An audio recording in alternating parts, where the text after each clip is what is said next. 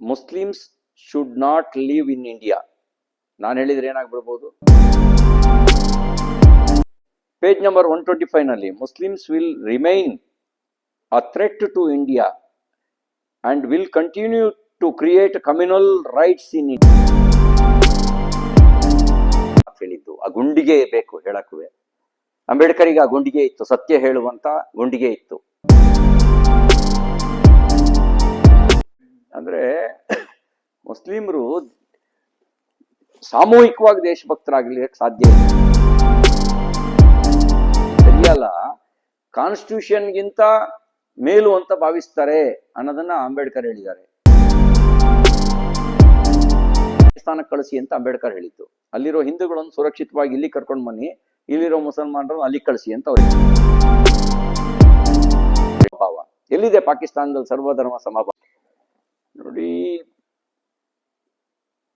ಕೋಮು ಉದ್ವಿಗ್ನತೆ ಅನ್ನೋದು ಇವತ್ತು ನೆನ್ನೆದಲ್ಲ, ವಸ್ತು ಅಲ್ಲ. ಅಂಬೇಡ್ಕರ್ ಅವರೇ ಬರೆದಂಥ ಪುಸ್ತಕ ಥಾಟ್ಸ್ ಆಫ್ ಪಾಕಿಸ್ತಾನ್, ಭಾರತ ವಿಭಜನೆ ಕುರಿತಂತೆ, ಪಾಕಿಸ್ತಾನ ರಚನೆಯ ಕುರಿತಂತೆ ಥಾಟ್ಸ್ ಆಫ್ ಪಾಕಿಸ್ತಾನದಲ್ಲಿ ಬಹಳ ಸ್ಪಷ್ಟವಾಗಿ ಉಲ್ಲೇಖ ಮಾಡಿದ್ದಾರೆ. ಭಾರತದ ದರ್ಶನಗಳು ಇಡೀ ಮಾನವ ಜನಾಂಗವನ್ನು ಉದ್ದೇಶಿಸಿ ತನ್ನ ವಿಚಾರವನ್ನು ಹೇಳ್ತವೆ. ಬರೀ ಮಾನವರನ್ನು ಮಾತ್ರ ಅಲ್ಲ, ಸಮಸ್ತ ಸೃಷ್ಟಿಯ ಬಗ್ಗೆ ಆಲೋಚಿಸ್ತವೆ. ಈಗ ನಮ್ಮಲ್ಲಿ ದೇವರನ್ನ ಕಾಣೋ ಬಗೆ, ಭಗವಂತ ಸರ್ವಾಂತರ್ಯಾಮಿ, ಅವನು ಸರ್ವಶಕ್ತ. ಅಣುರೇಣು ತೃಣಕಾಷ್ಟಗಳಲ್ಲೂ ಭಗವಂತ ಇದ್ದಾನೆ, ಪ್ರತಿಯೊಬ್ಬನಲ್ಲೂ ಭಗವಂತ ನೆಲೆಸಿದ್ದಾನೆ, ಪ್ರಾಣಿಗಳಲ್ಲೂ ನೆಲೆಸಿದ್ದಾನೆ ಅನ್ನೋದು ನಾವು ದೇವರು ಕಾಣುವ ಬಗೆ. ನಾವು ಕೋಮುವಾದಿ ಆಗಕ್ಕೆ ಸಾಧ್ಯನೇ ಇಲ್ಲ. ದೇವರು ಇವನು ಮಾತ್ರ ಅನ್ನುವ ಅಹಂಕಾರ ಇದೆಯಲ್ಲ, ಅದು ಕೋಮುವಾದಕ್ಕೆ ಕಾರಣ ಆಗತ್ತೆ. ಯಾರಿಗೆ ಒಬ್ಬನೇ ದೇವರು ಹೀಗೆ ಪೂಜಿಸಿದ್ರೆ ಮಾತ್ರ ಅಂತ ಭಾವಿಸ್ತಾರಲ್ಲ, ಅದು ಅಹಂಕಾರದ ಪರಮಾವಧಿ. ನಮ್ಮಲ್ಲಿ ಹೇಗಿದೆ ಅಂದ್ರೆ ಯದ್ಭಾವಂ ತದ್ಭವತಿ, ನೀನು ಹೇಗೆ ಭಾವಿಸ್ತೀಯ ಹಾಗೆ ಭಗವಂತ ಪ್ರತ್ಯಕ್ಷ ಆಗ್ತಾನೆ ಅನ್ನೋದು, ಅದು ದೇವ್ರನ್ನ ಎಲ್ಲಾ ಕಡೆನೂ ನೋಡುವಂತ ದೃಷ್ಟಿ. ಬದಲಾಗಬೇಕಾಗಿರೋದು ಕೋಮುವಾದವನ್ನು ವಿರೋಧಿಸೋರಲ್ಲ, ಕೋಮುವಾದ ಮಾಡೋರು ಬದಲಾಗಬೇಕು.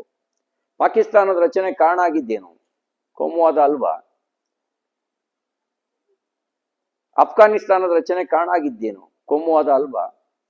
ಎಲ್ಲಿದೆ ಅಫ್ಘಾನಿಸ್ತಾನದಲ್ಲಿ ಸರ್ವಧರ್ಮ ಸಮಭಾವ? ಎಲ್ಲಿದೆ ಪಾಕಿಸ್ತಾನದಲ್ಲಿ ಸರ್ವಧರ್ಮ ಸಮಭಾವ? ಬಾಂಗ್ಲಾದೇಶದಲ್ಲಿ ಚಳವಳಿ ಪ್ರಾರಂಭ ಆಗಿದ್ದು ಮೀಸಲಾತಿ ವಿರೋಧಿಸಿ, ಟಾರ್ಗೆಟ್ ಮಾಡಿದ್ದು ಹಿಂದೂ ಮಂದಿರಗಳನ್ನ, ಹಿಂದೂ ಕುಟುಂಬಗಳನ್ನ, ಹಿಂದೂ ಹೆಣ್ಮಕ್ಳನ್ನ. ಈಗಲೂ ಕೂಡ ಬಲಾತ್ಕಾರವಾಗಿ ಸರ್ಕಾರಿ ನೌಕರಿಯಲ್ಲಿದ್ದಂತ ಶಿಕ್ಷಕರನ್ನ, ಹಿಂದೂ ಶಿಕ್ಷಕರನ್ನ ರಾಜೀನಾಮೆ ಕೊಡುವಂತೆ ಜೀವ ಬೆದರಿಕೆ ಹಾಕಿ ರಾಜೀನಾಮೆ ತಗೊಂಡಿದ್ದಾರೆ. ಅಂದ್ರೆ ಈ ಮನಸ್ಥಿತಿ ಎಲ್ಲಿಂದ ಬಂತು? ಅದೇ ಮನಸ್ಥಿತಿ ಭಾರತವಲ್ಲೂ ಕೋಮುವಾದವನ್ನ ಹುಟ್ಟು ಹಾಕ್ತಾ ಇದೆ. ಇದನ್ನ ನಾನು ಹೇಳೋ ಮಾತಲ್ಲ, ಥಾಟ್ಸ್ ಆಫ್ ಪಾಕಿಸ್ತಾನ್ ನಲ್ಲಿ ಅಂಬೇಡ್ಕರ್ ಅವ್ರು ಹೇಳಿದ್ದಾರೆ. ನಿಮಗೆ ಬೇಕಿದ್ರೆ ಅದರದ್ದು ನನ್ನ ಹತ್ರ ಮಾಹಿತಿ ಇದೆ, ಆ ಪೇಜ್ನೂ ಕೂಡ ನೀವು ನೋಡ್ಬೋದು, ಉಲ್ಲೇಖ ಮಾಡ್ಬೋದು, ಯಾವ್ಯಾವ ಪೇಜ್ನಲ್ಲಿ ಏನೇನು ಹೇಳಿದ್ದಾರೆ ಅಂತ. ನೀವು ಅದನ್ನು ಉಲ್ಲೇಖ ಮಾಡಿದ್ರೆ ನಿಮಗೆ ಸ್ಪಷ್ಟವಾಗಿ ಗೊತ್ತಾಗತ್ತೆ ಅದರಲ್ಲಿ ಯಾವ್ಯಾವ್ದಲ್ಲಿ ಇದೆ ಅನ್ನೋದನ್ನ. ನೋಡಿ, ಥಾಟ್ಸ್ ಆಫ್ ಪಾಕಿಸ್ತಾನ್ ನಲ್ಲಿ ಪೇಜ್ ನಂಬರ್ 1 to 3 ಅಂಬೇಡ್ಕರ್ ಹೇಳಿರೋದು Muslims should not live in India. ನಾನು ಹೇಳಿದ್ರೆ ಏನಾಗ್ಬಿಡ್ಬೋದು? ಅವ್ರು ಪಾಕಿಸ್ತಾನ ಬೇಕು ಅಂತ ಹೇಳ್ತಾರಲ್ಲ, ಆವಾಗ ಹೇಳೋದು, ಈ ಯಾವ ಕಾರಣಕ್ಕೆ ನೀವು ಪಾಕಿಸ್ತಾನ ಬೇಕು ಅಂತೀರೋ ಆ ಮನಸ್ಥಿತಿ ಇಲ್ಲಿದ್ರೆ ಮತ್ತೊಂದು ಪಾಕಿಸ್ತಾನಕ್ಕೆ ಕಾರಣ ಆಗತ್ತೆ. ಎಲ್ಲ ಮುಸಲ್ಮಾನರನ್ನು ಪಾಕಿಸ್ತಾನಕ್ಕೆ ಕಳಿಸಿ ಅಂತ ಅಂಬೇಡ್ಕರ್ ಹೇಳಿದ್ದು. ಅಲ್ಲಿರೋ ಹಿಂದೂಗಳನ್ನು ಸುರಕ್ಷಿತವಾಗಿ ಇಲ್ಲಿ ಕರ್ಕೊಂಡು ಬನ್ನಿ, ಇಲ್ಲಿರೋ ಮುಸಲ್ಮಾನರನ್ನು ಅಲ್ಲಿ ಕಳಿಸಿ ಅಂತ ಅವ್ರು ಹೇಳಿದ್ರು. ಪೇಜ್ ನಂಬರ್ 125 ನಲ್ಲಿ Muslims will remain a threat to India and will continue to create communal riots in India. Page number 125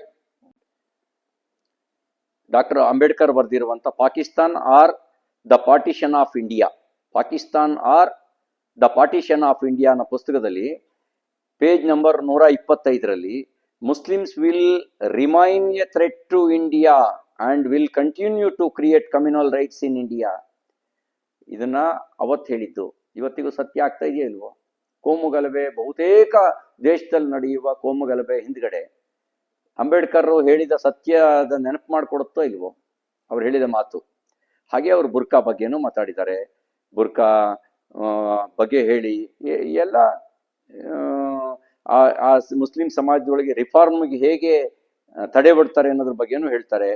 ನೋಡಿ, ಪೇಜ್ ನಂಬರ್ 294ನಲ್ಲಿ Muslims will obey their sharia law above the law and constitution of India. ಅಂದ್ರೆ sharia ಲಾ ಕಾನ್ಸ್ಟಿಟ್ಯೂಷನ್ಗಿಂತ ಮೇಲು ಅಂತ ಭಾವಿಸ್ತಾರೆ ಅನ್ನೋದನ್ನ ಅಂಬೇಡ್ಕರ್ ಹೇಳಿದ್ದಾರೆ.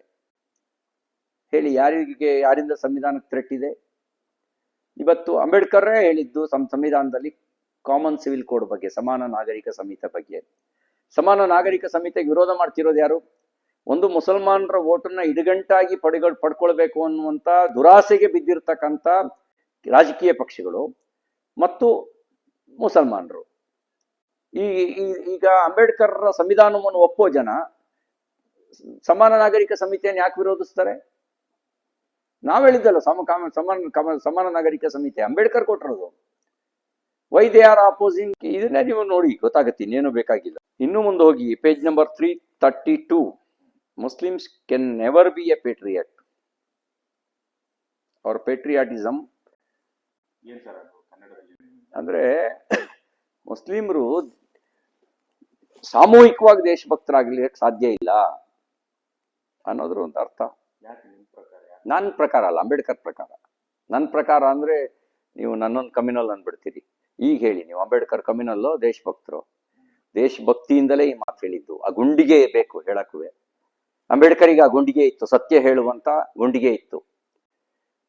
ಓಟಿನ ಆಸೆಗೆ ಜೊಲ್ ಸುರಿಸ್ಕೊಂಡು ರಾಜಕಾರಣ ಮಾಡೋರಿಗೆ ಅಂಬೇಡ್ಕರ್ ಹೇಳಿದ ಸತ್ಯ ಅರ್ಥ ಆಗ್ಲಿಕ್ಕೆ ಸಾಧ್ಯ ಇಲ್ಲ.